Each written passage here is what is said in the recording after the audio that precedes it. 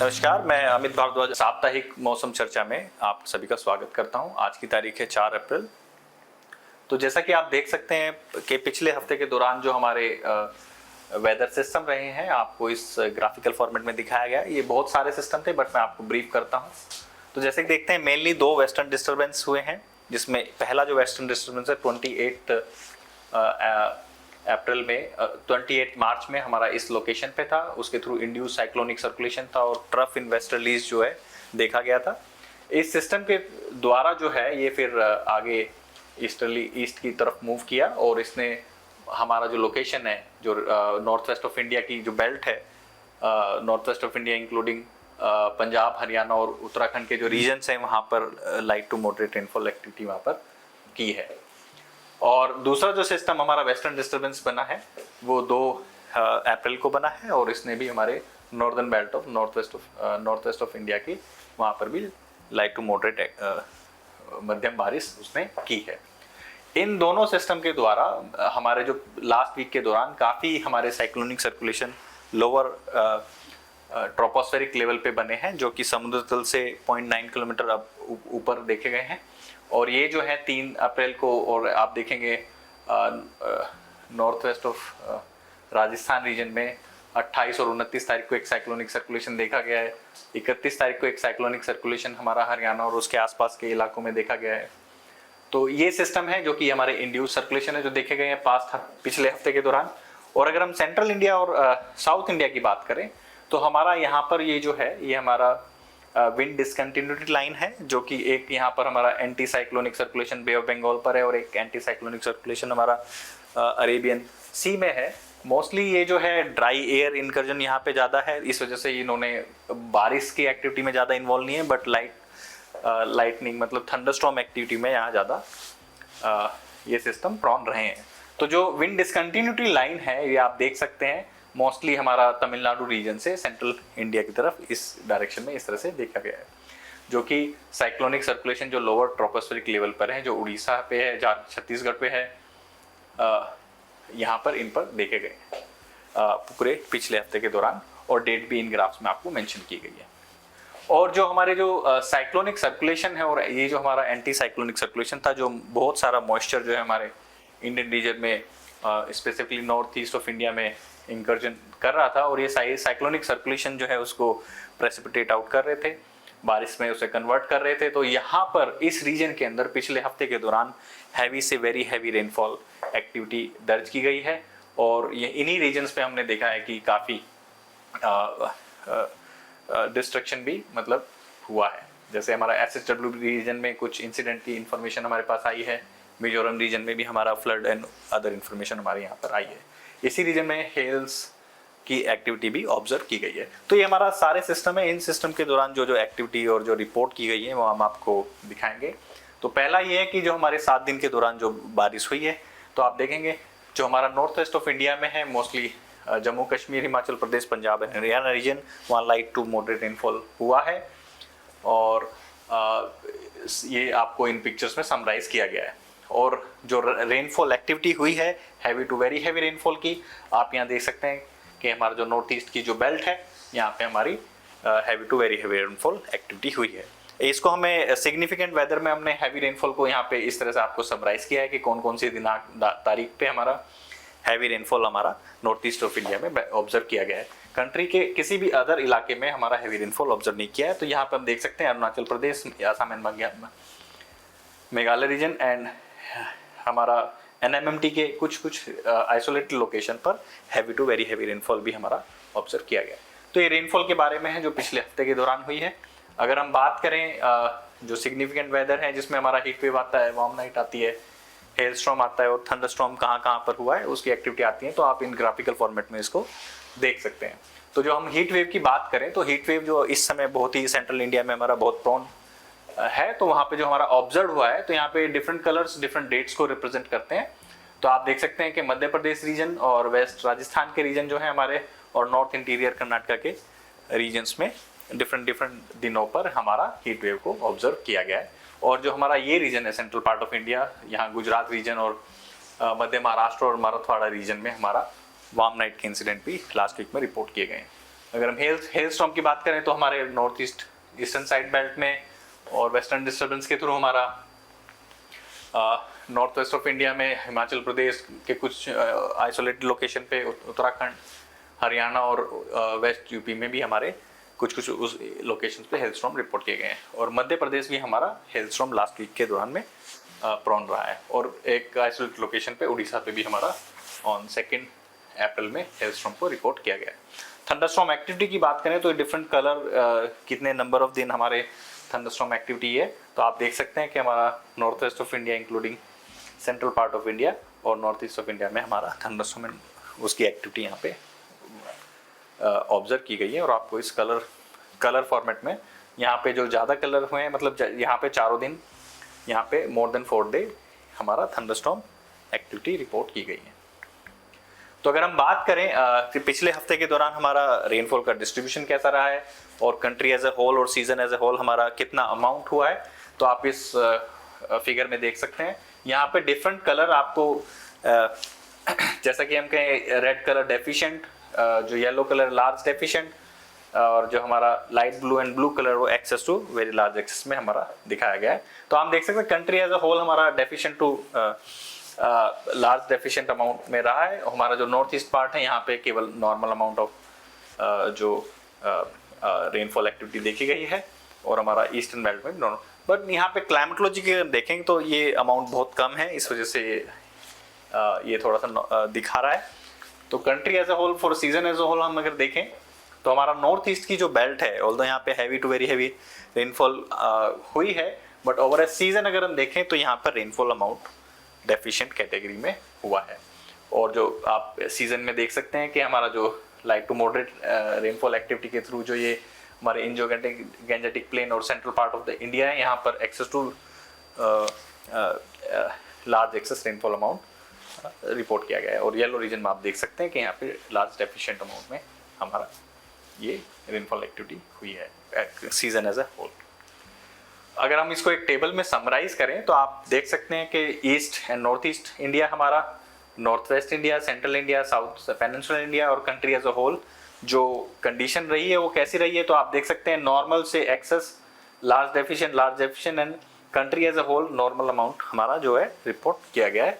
और अगर हम सीजन की बात करें, ये लास्ट वीक का है, ये सीजन का है, सीजन की हम बात करें तो कंट्री एज अ होल हमारा rainfall amount as a normal report किया गया है। अगर हम अब टेम्परेचर की बात करें, क्योंकि सीजन गर्म हो रहे हैं, हीट वेव और जो हॉट एंड ह्यूमिड वेदर की कंडीशन ज़्यादा बन रही हैं, तो उसके लिए अगर हम टेम्परेचर की बात करें तो हमारा जो मैक्सिमम टेम्परेचर है और उसका जो डिपार्चर है, या हमारा मिनिमम टेम्परेचर और उसका डिपार्चर है, तो मैक्सिमम टेम्परेचर जो हमारा सेंट्रल बेल्ट के रीजन्स है वहाँ पर 40 टू 42 डिग्री सेल्सियस तक रिपोर्ट किया गया है। और अगर हम आज और कल की बात करें तो जो हमारा रायलसीमा की लोकेशन है वहाँ पर मैक्सिमम टेम्परेचर 43 के अराउंड रिपोर्ट भी आज ऑब्जर्व किया गया है। तो इन लोकेशन पे हमारी हीट वेव कंडीशंस अभी भी प्रिवेलिंग है और हमने वार्निंग भी इशू की है। अगर हम डिपार्चर की बात करें तो इन रीजन्स में हमारा 3 टू 4 डिग्री सेल्सियस जो है अबव नॉर्मल हमारा मैक्सिमम टेम्परेचर का डिपार्चर है, और इसके जो एडजॉइनिंग एरियाज हैं वहाँ पे 1 to 2 degree Celsius above normal हमारा डिपार्चर रहा है। मिनिमम टेम्परेचर की भी आप हम बात करें तो यहाँ पे हमारा जो डिपार्चर की बात करें तो हमारा जो सेंट्रल पार्ट एंड उसके जो एडजॉइनिंग रीजन्स हैं वहाँ पे 2 to 3 degree Celsius above normal रहा है। और येलो कलर में आप देख सकते हैं मोस्ट पार्ट जो है हमारे इंडिया के 1 to 2 degree Celsius above normal minimum temperature में ऑब्जर्व किए हैं ड्यूरिंग लास्ट वीक। अगर हम आज की बात करते हैं कि आज जो हमारे वेदर सिस्टम है वो कैसे रहे हैं और आज के हमने 5 दिन की फोरकास्ट जो बताई है वो क्या है, तो वो हम आपको अब दिखाते हैं। तो जो वेदर सिस्टम जो ऑब्जर्व किए गए हैं आपको इस ग्राफिकल फॉर्मेट में दिखाए गए हैं। तो इसमें आप देख सकते हैं कि हमारा जो एक वेस्टर्न डिस्टर्बेंस है यहाँ पर 65 डिग्री एंड 30 डिग्री, एंड यहाँ पर एक साइक्लोनिक सर्कुलेशन है लोअर ट्रोपोस्फेरिक लेवल पर हरियाणा एंड एडजॉइनिंग एरियाज में। यहाँ पे एक विंड डिसकंटिन्यूटी लाइन है जो आपका साउथ तमिलनाडु से होकर कर्नाटका से पास होते हुए और मध्य महाराष्ट्र से पास होते हुए ये हमारा मध्य प्रदेश में देखी गई है एट लोअर ट्रोपोस्फेरिक लेवल, मतलब 0.9 किलोमीटर मीन सी लेवल से ऊपर। एक सिस्टम हमारा यहाँ पे भी है, साइक्लोनिक सर्कुलेशन देखा गया है, और एक हमारा cyclonic circulation Assam and Meghalaya region पे देखा गया है। तो इसके थ्रू जो हमारी 5 दिनों की जो आगे की फोरकास्ट बताई गई है वो आप इस ग्राफिकल फॉर्मेट में देख सकते हैं।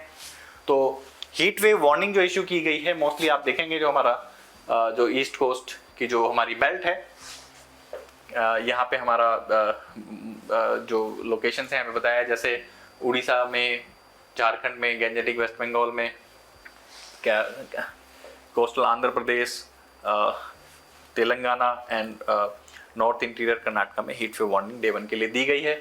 ये वार्निंग अगर हम देखें तो डे 1, डे 2 एंड डे 3 में ये कंटिन्यू रहेगी। और अगर हम हॉट एंड ह्यूमिड की बात करें तो हॉट एंड ह्यूमिड कंडीशन हमारी जो केरला रीजन और तमिलनाडु रीजन है, डे 1 टू डे 5 हमने हॉट एंड ह्यूमिड कंडीशन की वार्निंग हमारी इशू की गई है। जो इसमें अगर हम हैवी रेनफॉल की अगर बात करते हैं तो हमारे अरुणाचल प्रदेश और उससे के अरुणाचल प्रदेश में हमारा डे 1 से डे 4 तक हमने हैवी रेनफॉल की वार्निंग इशू की गई है। और हमारा सेंट्रल पार्ट में आप येलो कलर में जो देख सकते हैं और ये सिंबल देख सकते हैं, डे 3, डे 4 एंड डे 5 में हमारा सेंट्रल पार्ट ऑफ इंडिया में थंडरस्टॉर्म एंड लाइटनिंग एक्टिविटी की वार्निंग हमने इशू की गई है। तो ये 5 दिन की फोरकास्ट है जो हमने इशू की है। अगर हम IMD की एक्सटेंडेड रेंज फोरकास्ट की बात करें जो अगले 4 हफ्तों की फोरकास्ट देता है, बट हम यहाँ पे नेक्स्ट 2 वीक का डेटा आपको बताते हैं। तो इसमें आप देख सकते हैं कि नेक्स्ट 2 वीक में हमारा जो रेनफॉल का सिनेरियो है, टेम्परेचर का सिनेरियो है वो, और हीट वेव का सिनेरियो कैसा रहेगा वो इस ग्राफ में आप देख सकते हैं। ये रेनफॉल के लिए बताया गया है, ये वीक 1 के लिए, वीक 2 के लिए। तो वीक 1 में देखेंगे मोस्टली जो हमारा जो रेनफॉल का जो एक्टिविटी होगी वो नॉर्थ ईस्ट इंडिया में कन्फाइन रहेगी। सदर्न पेनिनसुला में भी, केरला रीजन में थोड़ा सा ये रहेगा, और हमारा जो नॉर्दर्न साइड ऑफ बेल्ट है यहाँ पर हमारा रेनफॉल एक्टिविटी रहेगी। कंट्री के अदर रीजन्स में हमारा रेनफॉल नेक्स्ट वीक में होने की संभावना थोड़ा कम है।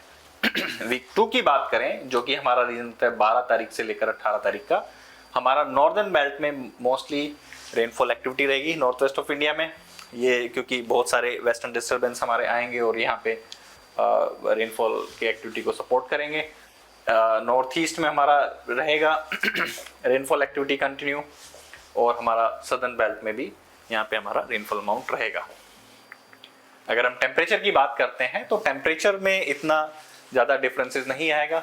तो आप देख सकते हैं कि वीक 1 के कुछ पहले वहाँ पे ग्रेजुअल राइज होगा टेम्परेचर में, तो 2 से 3 डिग्री सेल्सियस का बहुत many parts of east India में first half of the week में, और उसके बाद जो है हमारा टेम्परेचर जो है फॉल होगा बाय 3 to 4 डिग्री सेल्सियस। अगर हम बात करें यहाँ पर मैक्सिमम टेम्परेचर में कोई ज़्यादा सिग्निफिकेंट चेंज होने की संभावना नहीं है वीक 1 के दौरान महाराष्ट्र रीजन में, और उसके बाद ये जो है 2 से 3 डिग्री सेल्सियस की गिरावट को दर्ज होने की आशंका है। और अगर हम बात करें कंट्री के अदर पार्ट्स में तो वहाँ पे मैक्सिमम टेम्परेचर में ज़्यादा सिग्निफिकेंट चेंज होने की कोई संभावना नहीं है। अगर हम वीक 2 की बात करते हैं तो वीक 2 में जो हमारा है, क्योंकि रेनफॉल और थंडरस्टॉर्म एंड लाइटनिंग एक्टिविटी के थ्रू जो है मैक्सिमम टेम्परेचर जो है वो बिलो नॉर्मल रहेगा over most part of the country, लेकिन यहाँ पे तमिलनाडु, आंध्र प्रदेश एंड उड़ीसा यहाँ पर जो है हमारा अबव नॉर्मल रहेगा 2 से 3 डिग्री सेल्सियस। और हॉट एंड ह्यूमिड कंडीशन जो है वो आइसोलेटेड पॉकेट्स में रहेंगी महाराष्ट्र, कर्नाटका रीजन में, तमिलनाडु एंड आंध्र प्रदेश रीजन में वीक 2 के दौरान। तो जैसा कि आप देख सकते हैं यहाँ एक्सटेंडेड रेंज फोरकास्ट जो हमारे नेक्स्ट 2 वीक के लिए मिनिमम टेम्परेचर की दिखाई गई है। यहाँ पे फर्स्ट 2 स्लाइड जो है वीक 1 एंड वीक 2 मतलब ऊपर से नीचे तक आपको मिनिमम टेम्परेचर बताया गया है। जैसे कि आप देख सकते हैं जो हमारे कोस्टल रीजन है, ईस्ट कोस्ट ऑफ इंडिया के जितने रीजन्स हैं और सदर्न पेनिनसुला इंडिया के जितने रीजन्स हैं, वहाँ मिनिमम टेम्परेचर वीक 1 और वीक 2 में वो 22 से 26 डिग्री सेल्सियस होने की संभावना बताई गई। और अगर हम सेंट्रल पार्ट ऑफ इंडिया की बात करें वहाँ पे 18 डिग्री से 22 डिग्री सेल्सियस तक हमारे मिनिमम टेम्परेचर रहने की भी संभावना है। और अगर हम डिपार्चर की बात करें तो ये departure central part of India में ये डिपार्चर निगेटिव है, बट अदर जो adjoining coastal side of region है वहाँ पर ये डिपार्चर 1 to 2 कुछ डिग्री सेल्सियस अबव नॉर्मल भी रहने की भी संभावना बताई गई है।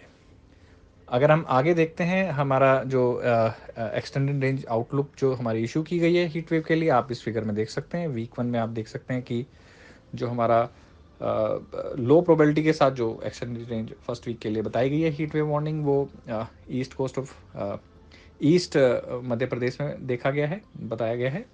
और जो मॉडरेट प्रोबेबिलिटी में जो फोरकास्ट हीट वेव की होने की संभावना है वो हमारा ईस्ट कोस्ट ऑफ इंडिया में जो रीजन्स कवर होते हैं, गैंजेटिक वेस्ट बंगाल, छत्तीसगढ़, उड़ीसा और कोस्टल आंध्र प्रदेश के जो रीजन्स हैं, उस साथ में एडजॉइनिंग एरिया जो हमारा नॉर्थ इंटीरियर कर्नाटका, तेलंगाना और रायलसीमा के रीजन्स हैं, उनको वीक 1 में हीट वेव होने की मॉडरेट प्रोबेबिलिटी के द्वारा इस ग्राफिकल फॉर्मेट में बताया गया है।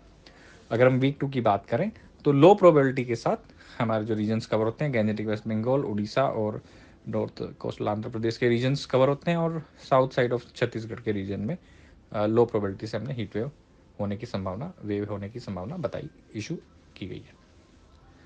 और अगर हम आगे देखते हैं कि जो हमारा साइक्लोजेनिस प्रोबेबिलिटी है 2 वीक के लिए, तो आप देख सकते हैं हमारी नेक्स्ट 2 वीक्स में इन ग्राफिकल फॉर्मेट में कोई साइक्लोजेनिसिस होने की वार्निंग नहीं बताई गई है। So week 1 week 2 there is no कोई प्रोबेबिलिटी नहीं है कि कोई साइक्लोजेनिसिस हो सके इंडियन ओशन के। तो आप ये हमारी जो इन्फॉर्मेशन है, ये आप हमारी IMD की वेबसाइट से अपडेटेड इन्फॉर्मेशन ले सकते हैं, और हमें हमारे जो IMD के ऐप्स हैं इनको डाउनलोड कर सकते हैं टू गेट अपडेट। तो आज के लिए बस इतना ही, हम फिर मिलेंगे अगले हफ्ते अगले नेक्स्ट वीक की फोरकास्ट के लिए। तो आज के लिए बस इतना ही, नमस्कार, धन्यवाद।